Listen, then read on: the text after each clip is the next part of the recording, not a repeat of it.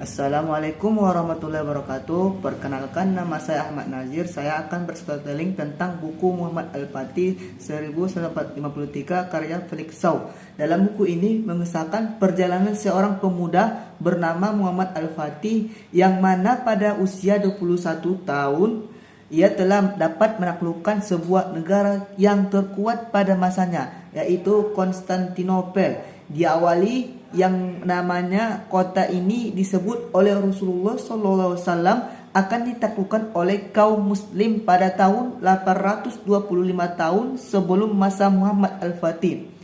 Jauh sebelum masa Muhammad Al-Fatih, yaitu pada saat masa Rasulullah Muhammad SAW masih hidup.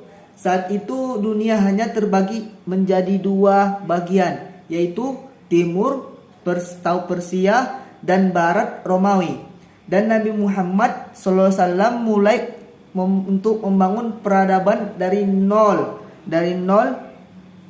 menyatukan suku-suku Arab Jazirah yang terpecah belah dalam Islam. Tetapi hal ini sangat tidak dipandang oleh Persia dan Romawi, karena di Jazirah Arab sama sekali tidak ada sumber daya dan dipandang tidak ada sesuatu yang penting, sehingga dibiarkan begitu saja. Romawi adalah sebuah negara dengan ibu kota Roma. Pada saat itu Romawi ini juga terbagi menjadi dua bagian. Bagian barat atau penguasaan orang-orang Latin, nama agamanya Kristen Katolik, ibu kotanya adalah Roma.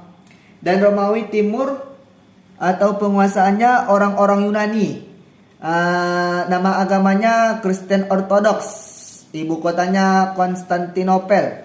Pada zaman tersebut peradaban terbesar dan pusat dunia berada di Konstantinopel. Konstantinopel merupakan kota yang paling penting, kuat dan indah pada masanya. Dan tentu saja hal ini dikarenakan terdapat bangunan yang paling besar dan mewah, yang namanya Hagia Sophia, yang merupakan pusat dari agama Kristen Ortodoks.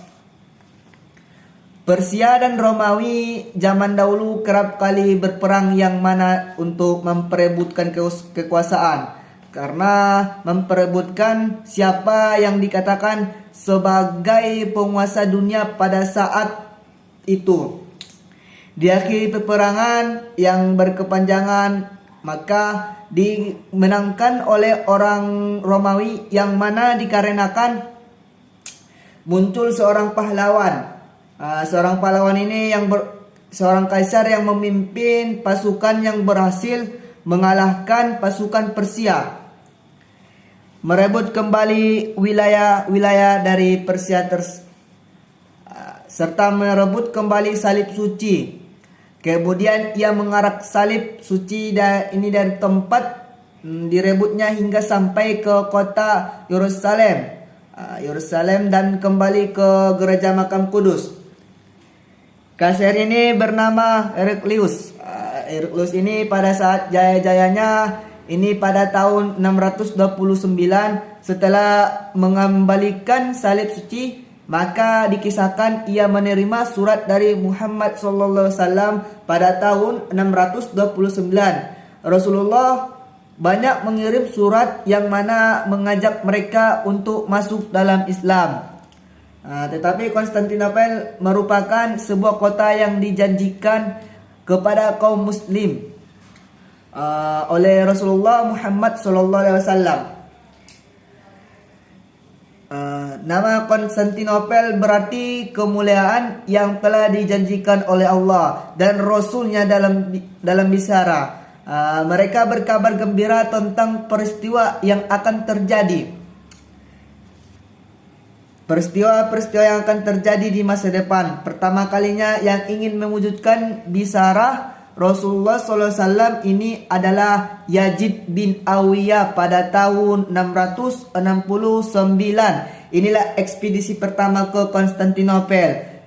Ia membawa pasukan yang besar dan termasuk di dalamnya adalah Abu Ayyub Al-Ansari, seorang sahabat dekat Rasulullah. Ekspedisi ini mengalami kekalahan dikarenakan tidak ada persiapan.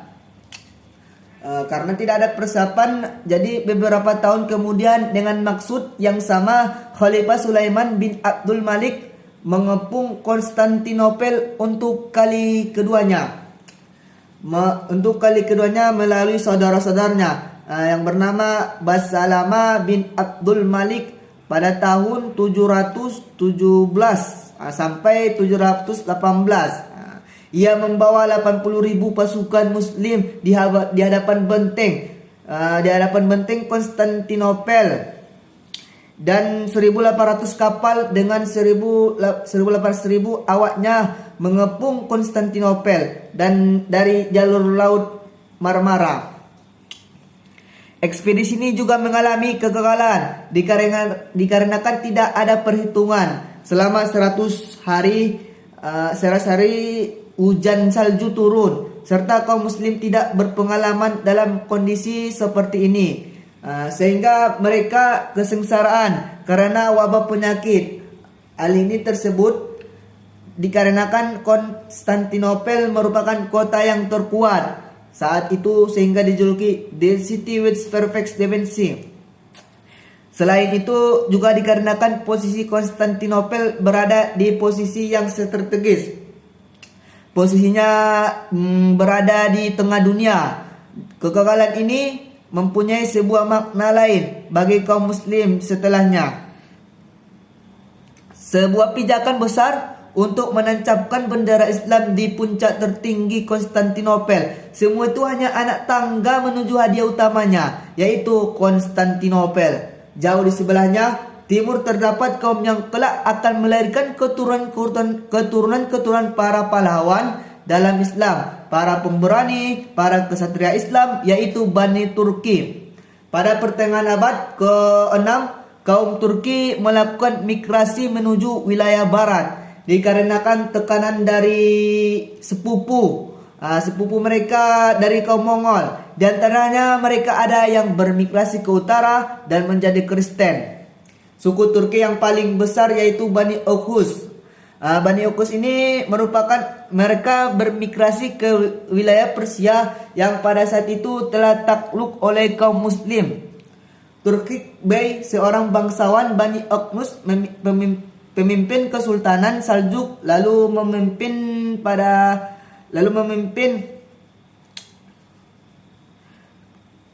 kaum Turki untuk menghancurkan perlawanan Bani Buawi yang beraliran Syiah pada tahun 1055 dan menghasilkan kemenangan yang mana menyelamatkan Khalifah Abbasiyah dari kehancuran. Sultan Saljuk berikut jabat Muhammad dengan gelar Al-Arsan. Pada masa ia memancangkan panji Islam di tanah-tanah kekuasaan Bizantium, sehingga orang Romawi yang mana Kaisar Bizantium Romanus keempat di Agnes murka.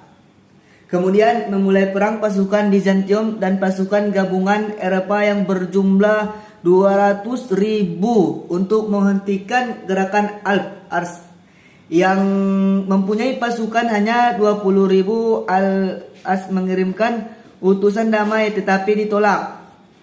Akhirnya kedua pasukan ini bertemu dengan Manjikers pada tahun 1071 yang mana pertempuran ini dimenangkan oleh Al-Ars dan Romanus keempat Diogneses ditangkap dan diserahkan ke Al-Ars. Saat inilah orang Romawi mulai melihat kekuatan dari kaum muslim dan mereka pun meminta bantuan kepada orang Kristen Katolik di Roma, dan inilah penyebab munculnya perang salib.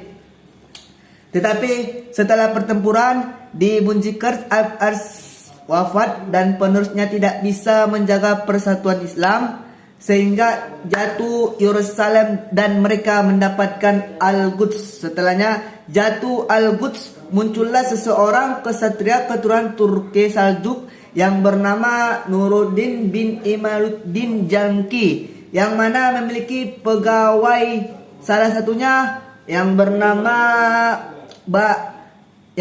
Nazinu bin Ayyub.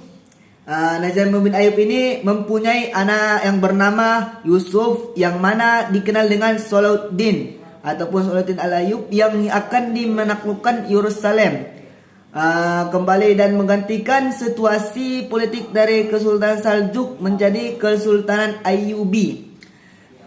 Di mana di sini muncullah pahlawan dari keturunan Bani Oknus yang bernama Artugrul bin Sulaiman. Kemudian menyatukan Bani Akus menjadi satu dan kelak melahirkan anak bernama Osman.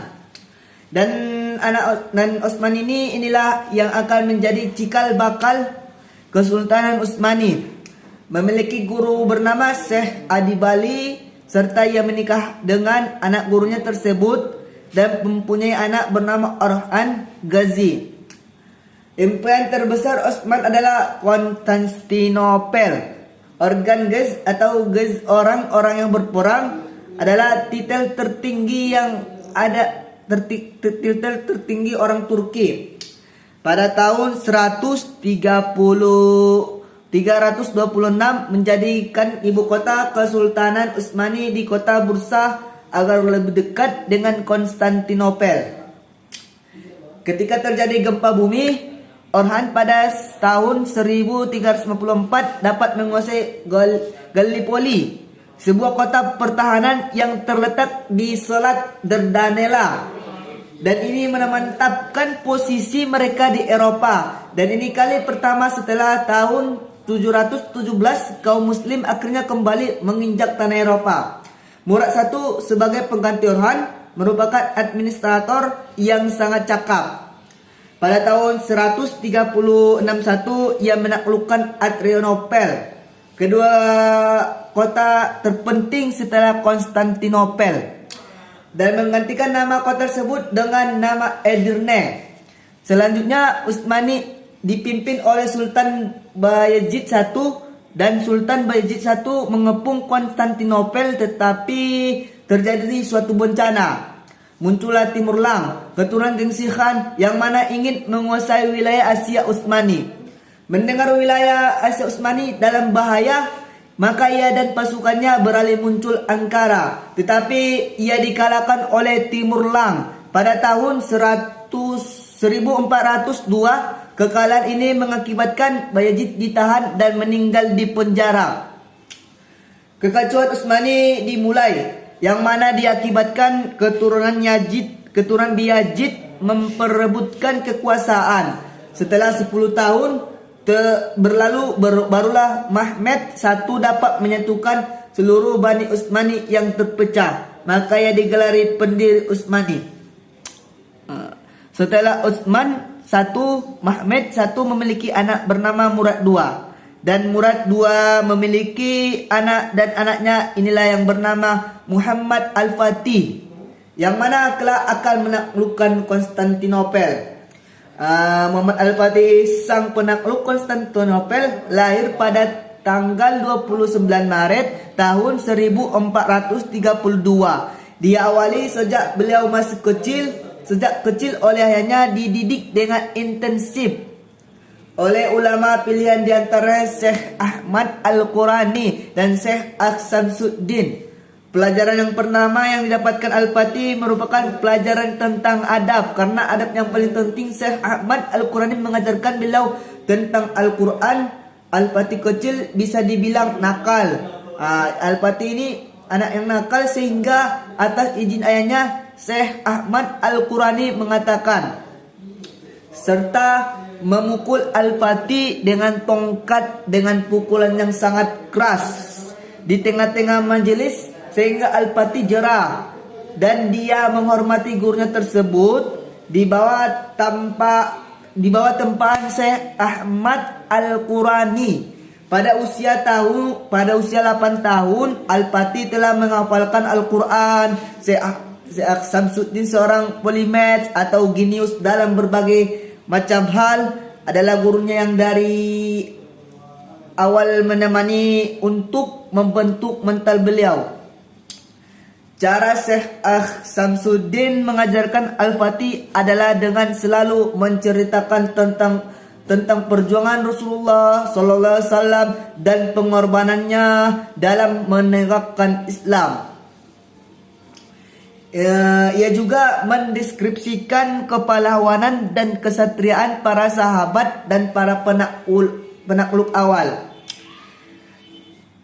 Kehebatan mereka, syahidnya, dan terutama usaha-usaha mereka dalam meraih janji Allah tentang taklukan Konstantinopel, serta menanamkan kepribadian Rasul melalui sirahnya kepada Al-Fatih. Bahkan Syekh Samsuddin selalu mengulangi perkataannya bahwa kamulah Al-Fatih atau pemimpin yang dimaksud dalam hadis. Rasulullah SAW Al-Fatih menyadari bila keinginannya untuk menjadi ahlu bisyarah sangat dipengaruhi dengan kedekatannya dengan Allah Subhanahu wa taala. Maka dari itu ia tidak pernah sekalipun melewatkan solat malam dan solat lail semasa balik sehingga ia meninggal. Al-Fatih sadar bahwa selain menempa dirinya, ia juga harus menjadikan pasukannya menjadi sebaik-baiknya pasukan, karena Konstantinopel hanya dapat ditaklukkan dengan pemimpin dan pasukan yang terbaik, dikenal dengan nama Yeniseri. Al-Fatih juga menambahkan sekitar 7.000 pasukan dari pengawal pribadi kepada divisi Yeniseri. Tidak cukup sampai di sini, karena yang akan dihadapi Al-Fatih tembok Konstantinopel. Yang paling penting, Al-Fatih dapat menahan dan mengawasi pergerakan logistik di Konstantinopel. Karena Selat Bosphorus ibarat nadi utama yang mengalirkan kehidupan ke Konstantinopel. Nama benteng tersebut adalah Rumeli Hisari. Seolah-olah jawaban dari Allah atas doanya sang sultan. Maka pada tahun 1452 seorang ahli senjata dari Ugaria datang dan menawarkan keahliannya membuat meriam. Al-Fatih menerima rancangan Orban ini, memerintahkan bahwa untuk memperlakukan Orban dengan baik dan membayar keahliannya 4 kali lipat dari permintaan Orban. Gubernurnya di setiap wilayah, khususnya kota pelabuhan, untuk berkonsentrasi membangun kapal perang. Setidaknya ada 400 kapal yang berhasil dibuat dan pasukan berjumlah 250.000 orang kesatria. Pada 5 April pasukan telah berkumpul. Sultan Al-Fatih beserta, tepatnya pada tanggal 6 April, Al-Fatih mengirimkan pesan kepada Kaisar Konstantinopel menawarkan 3 perkara. Pertama, apakah Anda akan menyerah dan menyerahkan kota? Yang kedua, membayar jizyah, atau yang ketiga, mereka diperangi. Kaisar Konstantinopel memilih pilihan peperangan. Menjelang tengah hari, Al-Fatih membariskan seluruh pasukannya dan mereka melakukan sholat Jumat di depan dinding Konstantinopel. Setelah itu, maka penyerangan pun dilakukan melalui 3 arah. 3 arah. Pasukan kaum muslim yang berjumlah 400 di Marmara mengalami kekalahan oleh 27 pasukan laut Konstantinopel. Dikarenakan kekuatan Bizantium lebih besar. Sampai pada 20 April, penyerangan demi penyerangan ini pun membuahkan hasil. Diperparah banyak pasukan yang gugur serta menimbulkan wabah penyakit. Semangat pasukan menurun. Hal ini dikarenakan dinding Konstantinopel sampai saat itu masih berdiri kokoh. Di saat inilah ahli Pasha, seorang penasehat dari zaman ayah Al-Fatih, yang mana dari awal tidak menyetujui peperangan dan yang mana diketahui ia mungkin menerima suap dari Kaisar Konstantinopel. Ia mengatakan dan membuat mental pasukan menurun. Setelah itu dikarenakan masalah Al-Fatih tetapi jika Nos dikubu dilanjutkanlah pertempuran ini. Di tengah-tengah diskusi ini maka Sultan mengatakan hal yang tak pernah terbayangkan sebelumnya melewati, yang dimaksud adalah mengangkat kapal-kapal dari double columns di Selat Bopurus melewati daratan Galata menuju Valley of Springs di Teluk Tanduk Emas. Hal ini mengakibatkan pasukan Konstantin akan terpecah menjadi dua, di utara dan di barat. Maka inilah kesempatan terbesar untuk membebaskan kota Konstantinopel. Maka dari situ disepakati tanggal 21 April kapal-kapal itu akan dinaikkan melalui Bukit Galata. Hal ini yang mustahil pada zamannya. Alhasil yang terjadi adalah pada tanggal 22 April 72 kapal berpindah dari Selat Bopurus ke Teluk Tanduk Emas dalam waktu 1 malam. Pada pagi harinya pasukan Konstantinopel dan melihat deretan kapal-kapal perang berjajar rapi di Bukit Galata, dan beberapa telah berlabuh di Teluk Tanduk Emas. 22 April yang mana kapal berhasil dipindahkan dengan melewati Bukit Galata ke Teluk Tandung. Maka peperangan terus terjadi sampai pada tanggal 27 Mei 1453 Sultan Al-Fatih akhirnya dapat membuat lubang yang sangat besar pada dinding Konstantinopel yang mana tidak mungkin untuk diperbaiki dengan cepat oleh pasukan Konstantin. Tetapi Al-Fatih memberhentikan sementara peperangan ini dan memerintahkan seluruh pasukan besok untuk berpuasa sunnah.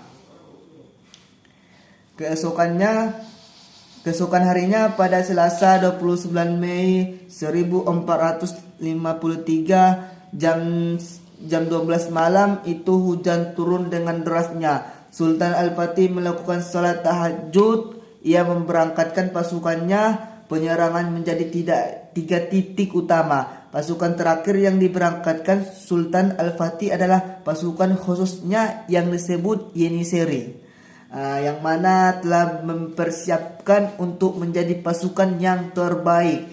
Yeniseri dengan formasi tempur mereka akhirnya dapat menembus pertahanan pasukan Konstantin dan akhirnya Konstantinopel ditaklukkan oleh kaum muslim dengan bendera kaum muslim yang berkibar di atas benteng Konstantinopel.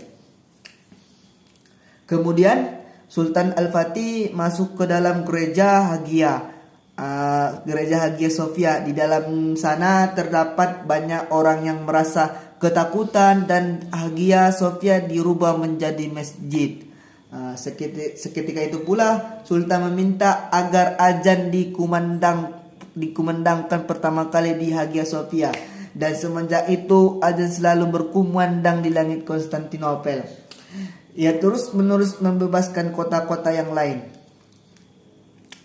Wilayah-wilayah Eropa kemudian ia mengarahkan pasukan yang lebih besar ketimbang pada saat penaklukan Konstantinopel. Tetapi saat itu tidak ada yang tahu kemana tujuan pasukan sultan ini. Semuanya dirahasiakan. Tetapi Muhammad Al-Fatih menutup usianya dalam kondisi bersiap untuk membuka Roma pada 3 Mei pada tahun 1481 dalam usia 49 tahun. Mungkin cukup sekian storytelling saya. Kalau ada kurang mohon maaf. Assalamualaikum warahmatullahi wabarakatuh.